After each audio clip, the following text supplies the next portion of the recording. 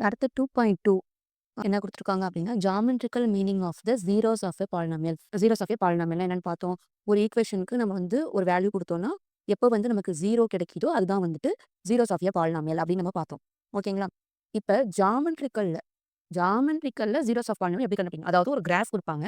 அந்த கிராஃப்ல நம்ம எப்படி ஜீரோஸ் ஆஃப் எ பாலினாமியல் கண்டுபிடிக்கிறது அப்படின்னு கேட்கறாங்க. ஓகேவா? இப்ப நீங்க இந்த கிராஃப்ல நீங்க என்ன பார்க்கணும் அப்படின்னா, த graph duchess the the graph touch the X axis. ஓகேவா? வென்எவர் த கிராஃப் ஒரு கிராஃப் வந்து எக்ஸ் ஆக்சிஸ டச் பண்ணுதுன்னா, அதுதான் வந்துட்டு ஜீரோஸ் ஆஃப் எ பாலினாமியல். ஓகேவா?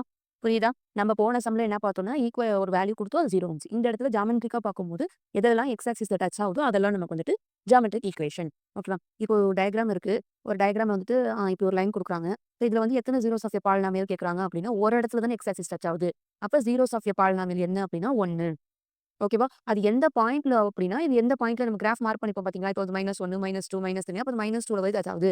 ஸோ அப்போ வந்து இதோட வேல்யூ வந்து -2 அப்படின்னு நம்ம சொல்லுவோம். ஏன் இங்கேயோ டச் ஆகுதுன்னா, இத ஏன் எடுக்கல? இது நமக்கு வந்து ஒய் ஆக்சிஸ் தானே. இதுதானே நமக்கு எக்ஸ் ஆக்சிஸ். ஹரிசாண்டல்ல இருக்கிறது எக்ஸ் ஆக்சிஸ், வெர்டிகல்ல இருக்கிறது ஒய் ஆக்சிஸ். ஸோ இதுல நமக்கு தேவையில்ல நமக்கு. நமக்கு இந்த மாரி எக்ஸ் ஆக்சிஸ்ல மார்க் பண்றது மட்டும் தான் நமக்கு ஜீரோஸ் ஆஃப் எ பாலினாமியல். இப்போ வந்துட்டு ஆம் இப்படி குடுத்துருக்காங்கன்னு வச்சுக்கோ. இப்ப பார்த்தேன் அப்படின்னா, இந்த இடத்துல மார்க் ஆகுது, இந்த இடத்துல மார்க் ஆகுது, இந்த இடத்துல டச் ஆகுது. அப்ப இது 3 இருக்கு அப்படின்னா, அப்ப ஜீரோஸ் ஆஃப் எ பாலினாமியல் நமக்கு 3. ஓகேங்களா? இதுதான். இப்ப இந்த இடத்துல டச் ஆகுது நம்ம வந்து பார்க்கக்கூடாது. ஏன்னா அது ஒய் ஆக்சிஸ். அது நமக்கு தேவையில்ல. நமக்கு பொறுத்தவரை எக்ஸ் ஆக்சிஸ்ல இருக்கணும். புரியுதுங்களா? ஓகே. அடுத்ததுல நீங்க தெரிஞ்சுக்க வேண்டியது என்னன்னா, நெறைய பாரபோலா அப்படின்னு பேசியிருப்பாங்க. பாரபோலா அப்படின்னா என்ன? பாரபோலா அப்படிங்கிறது என்ன அப்படின்னா, ஒரு குவாட்ராட்டிக் ஈக்குவேஷன். ஒரு குவாட்ராட்டிக் ஈக்குவேஷன். நம்ம ஒரு ஜெனரல் ஈக்குவேஷனாவே எழுதிக்கணும். குவாட்ராட்டிக் ஈக்குவேஷன் என்ன இருக்கணும்? டிகிரி வந்து 2வா இருக்கணும். ஓகேவா? இப்ப இந்த குவாட்ராட்டிக் ஈக்குவேஷன நம்ப ஒரு கிராஃப்ல ரெப்ரசன்ட் இன் கிராஃப். கிராஃப்ல ரெப்ரசன்ட் பண்ணும்போது, அதோட ஷேப் தான் எப்படி இருக்கும் அப்படின்னா, பாரபோலாவா இருக்கும். ஓகேவா? ஒரு குவாட்ராட்டிக் ஈக்குவேஷன நீங்க கிராஃப்ல ரெப்ரசன்ட் பண்ணீங்கன்னா, அதோட ஷேப் வந்து நமக்கு பாரபோலா ஷேப் கிடைக்கும். பாரபோலா ஷேப் எப்படி இருக்கும் அப்படின்னா, உங்களுக்கு இப்படியும் இருக்கும், இப்படியும் இருக்கும். இது அப்வர்ட்ஸ்ன்னு சொல்லுவாங்க. அப்வர்ட்ஸ்ல எப்படி இருக்கும் அப்படின்னா, பாசிட்டிவா இருக்கும். 0க்கும் மேல இருக்கும் வேல்யூஸ். ஏ வந்து பாசிட்டிவா இருக்கும். இது வந்து டவுன்வர்ட்ஸ் அப்படின்னு சொல்லுவாங்க. ஓகேவா? டவுன்வர்ட்ஸ்ல ஏ வந்து நெகட்டிவா இருக்கும். அவ்வளதான். இப்ப வந்துட்டு அது எப்படி ஈக்குவேஷன பொறுத்தவரை அப்படின்னா, இப்போ ஒரு ஈக்குவேஷன வந்து நம்பர்ல எடுத்துக்கிறேன் அப்படின்னா, இதுல வந்துட்டு எக்ஸ் ஸ்கொயர் வந்து பிளஸ்ல இருக்கும். இப்போ இது equation. A x square plus b x plus c. ஓகேவா? எக்ஸ் ஸ்கொயர் வந்து பிளஸ்ல இருக்கும். அதே டவுன்வர்ட்ல பார்க்கும்போது எக்ஸ் ஸ்கொயர் வந்து மைனஸ்ல இருக்கும்.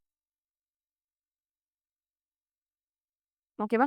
இது பிளஸ், மைனஸ் எது வேணா இருந்துட்டு போலாம். அந்த எக்ஸ் ஸ்கொயர் வந்து நமக்கு மைனஸ்ல வருதா, பிளஸ்ல வருதா? பிளஸ்ல வந்தா அப்வர்ட், மைனஸ்ல வந்தா டவுன்வர்ட். அவ்வளோதான். கிளியரா? இதுதான் நீங்க இதுல ஒரு இன்ட்ரோடக்ஷன் மாரி தெரிஞ்சுக்க வேண்டியது. ஓகே. அதுல வந்து இப்ப கேஸ் 1, கேஸ் 2, கேஸ் 3 உங்க புக்ல குடுத்துருக்காங்க. ஸோ இதுல நம்ம வந்துட்டு எதெல்லாம் வந்து எத்தன ஜீரோஸ் இருக்கு, ஜீரோஸ் ஆஃப் த பாலினாமியல் எத்தன இருக்குன்னு கண்டுபிடிப்போம். இப்ப கேஸ் 1ல பாருங்க. இந்த டயகிராம்ல பாருங்க. இதுல எத்தன ஜீரோஸ் இருக்கு? இங்க ஒரு இடத்துல நமக்கு கட் ஆவுது, டச் ஆவுது. இங்க ஒரு இடத்துல டச் ஆவுது. அப்ப இதோட ஜீரோஸ் ஆஃப் எ பாலினாமியல் நமக்கு 2. ஓகேவா? The number of zeros is 2 அப்படின்னு சொல்லலாம் நம்ம தியரிட்டிக்கலா எழுதும்போது. இப்ப இதுல பாருங்க. இந்த இடத்துல ஒண்ணு டச் ஆவுது. இந்த இடத்துல ஒண்ணு டச் ஆவுது. இதுலயும் 2 இருக்கா? இது கேஸ் 1 வந்துட்டு 2 வரதுக்கான 2 ஜீரோஸ் வரதுக்கான ஒரு எக்ஸாம்பிள். கேஸ் 1 பாருங்க. இந்த இடத்துல பாருங்க ஒரு இடத்துல தான் டச் ஆவுது. கரெக்ட்டா? அதே மாரி இங்க பாருங்க ஒரு இடத்துல தான் டச் ஆவுது. இது வந்து டவுன்வர்ட்ஸ். இது வந்து அப்வர்ட்.